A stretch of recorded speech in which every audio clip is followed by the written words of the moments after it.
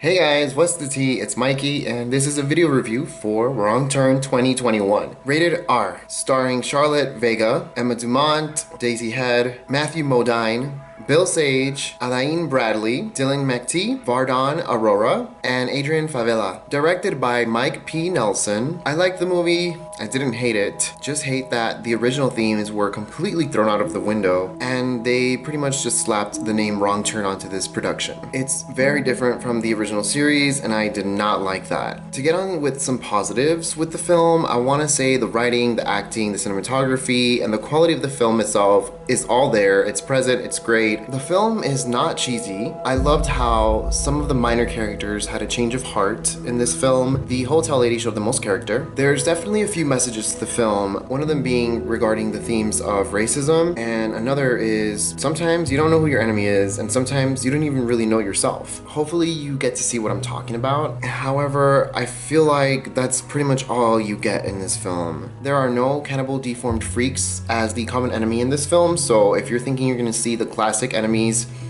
sorry, they're not in there. I won't spoil what it is that's gonna be as common enemy, but just know that it's not, in my opinion, an upgrade. It's more definitely a downgrade. I want to describe the film script as a movie that literally took another wrong turn, and not in a good way. Just gonna get into the first kill really quick. I want to say that the first kill emphasized the lack of brains that these characters have, and I completely understand that we are in a horror movie, but give us some brains. Like literally, give us some smarts to these characters, because there are ways of having bad things happen to smart characters nonetheless. Although the acting was good on the actors' parts, I think that the characters themselves, when they were written to be unlikable and unrelatable. There was characterizations as far as demographics goes, like orientation, race, but it's when it comes to personalities that it was a major lackluster, unfortunately. Something I felt that was very overused in the film was this specific trap. I just kept seeing it left and right. It's basically a stringed mechanism that gets activated when your ankles trip over it, and that was literally overused 1,000 times throughout the film, and it was kind of overused in my opinion. As far as weaponry goes,